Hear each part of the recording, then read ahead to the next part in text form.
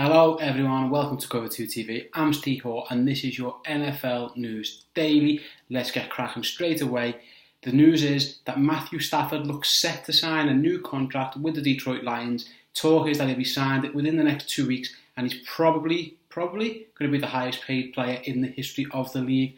There has been some talk that maybe due to his age and maybe due to a bit of performance issues that he might not reach the level that Derek Carr got just a few weeks ago in terms of pay, guaranteed money, etc. But reports are that he probably is going to get more now, and it's understandable really. Every time one of these franchise quarterbacks hit the market, they're probably going to set the market around. That's what's going to happen. So you're looking at Matt Ryan, and maybe in a year or so's time, is going to do the same. Kirk Cousins is obviously licking his lips at this because at one stage he is going to get paid. The full report basically, so it was NFL Network Stacey Davis says there's internal optimism within the Lions organisation that a deal will be done to make Matthew Stafford probably, again, the highest paid player in the history of the NFL. You can't really argue. I'm not even sure what quarterbacks are worth these days. You've got to just pay them. They're so valuable. And if the option is, if you don't pay your quarterback you've got, who are you going to pay? For example, Washington might not want to pay Kirk Cousins, and that's fine, but they're going to have to find someone to quarterback their team. Now, Matthew Stafford's proven that he is a franchise quarterback, so it makes sense for the Lions to pay him, so we expect that to be done in the very near future. Moving on, the Carolina Panthers have hired an interim GM. Like I say, they fired Dave Gettleman in the last couple of days, which was a bit of a shock, especially considering the time of year. What isn't a shock is the guy they've replaced him with in the meantime, and it's Marty Herney, who is the GM there for a decade before Dave Gettleman got there. They fired him because the cap situation was a mess. Well, now the ownership have brought him back. It looks like Dave Gettleman had kind of had a falling out with his team or with his players. I'm not too sure what's gone on there. A few ex-players obviously came out to the media and criticised them. And I was told that some of the current players weren't exactly feeling loved, the likes of Thomas Davis and Greg Olsen, but time will tell if that was right. Marty Herney, well, these guys should be licking their lips now because Marty was never too afraid to splash the cash and look after his guys. It's probably one of the reasons why Dave Gettleman probably had to come in and cut his cloth. He had a difficult job getting that cap down. There was a lot of players who were probably overpaid or older players and stuff, and Gettleman did a good job. But in the process, he's obviously ruffled a few feathers, and so that is what it is. And Marty Herney will take over for the year. And personally, I wouldn't be surprised if come some stage during the season or some stage next summer, they drop that interim tag and Marty stays the permanent GM. Personally, I'm not too sure that's a great deal for the Panthers. I wasn't too impressed with how Marty's spell ended last time. So what's changed? He got fired for something. Is he going to change, or are they going back to their old ways? Again, only time will tell upon that.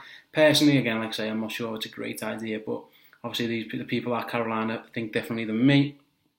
And the last piece of news I'm going to bring you today, the poor LA Chargers just cannot catch a break. Just as everything seems to be going well for them, they get another injury or another bit of bad news in terms of their wide receivers. We've seen them; they've always been hurt. The Chargers, they seem to always have guys with injury issues, and this time it's a guy who hasn't even ever played a snap for them, and already suffering with some injury issues. There was some talk that the drafty wide receiver Mike Williams might need surgery that could rule him out for the season.